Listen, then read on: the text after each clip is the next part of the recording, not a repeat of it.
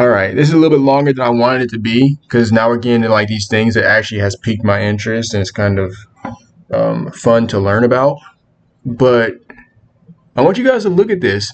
He said they will be changed like a garment. What does he mean they'll be changed? Who's going to be changed? Mar, are you still there?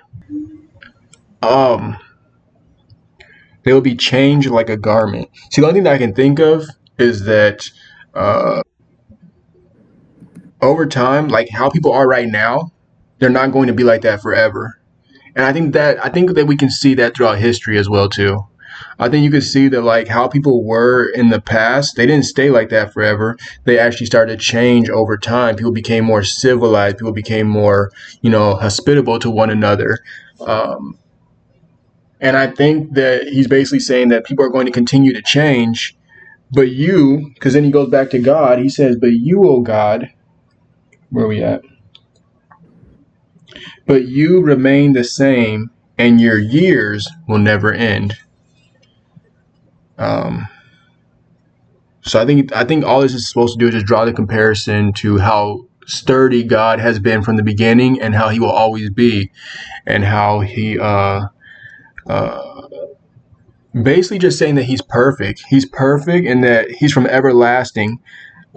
So even though everything else is created, the heavens, the earth, the people, all of it's created, he's not created. He's from everlasting, which means that he'll always be even after everything else is done and over with and has been rolled up and put away uh, for a lack of harsher words that could be said for that. Um, your years will never end.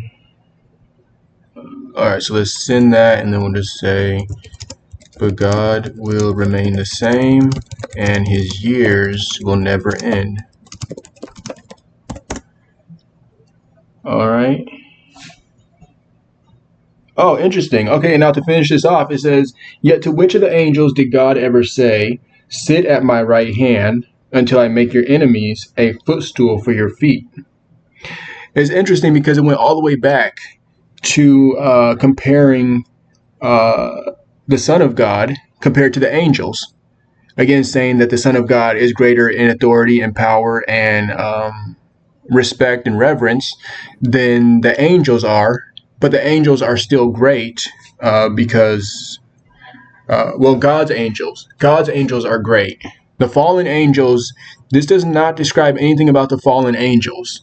Now, we know that there are fallen angels according to, uh, I mean, I guess people talk about it in life, but just also in the Bible, they talk about the fallen angels.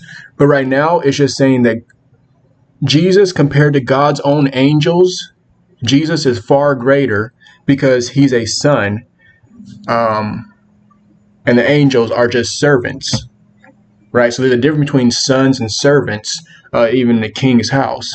In a king's house, if he has a son, his son is in higher respect and esteem than the rest of his servants are.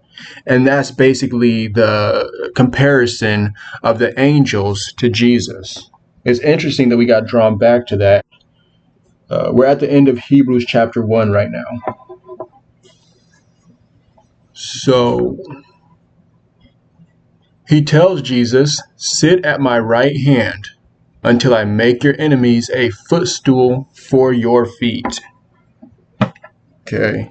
Keep in mind, we just posted a note earlier that says that after Jesus died, he was raised again and he sits at God's right hand according to the Bible. That's where he's sitting. That's where he's at right now. He's at God's right hand and he's always going to be there until um, God makes his enemies a footstool for Jesus's feet. Um, so according to the Bible, and so okay, so that's important because that goes into today, to present time today. That goes into today, and that is where we're at currently, right now, according to the Bible. So I'm just going to go ahead and write. God told Jesus,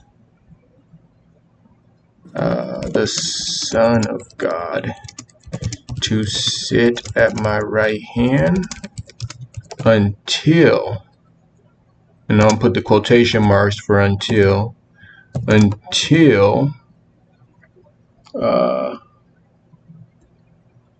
he, oh, it's quotation marks. Okay, I make your,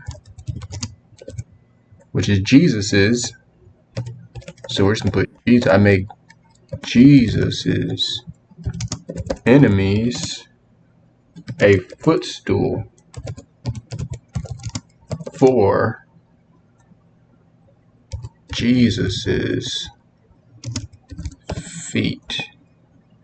Let's go ahead and take the quotation marks out because I just changed up that quote to make it more comprehensible, but that's gonna have to be changed so I don't get hit with plagiarism.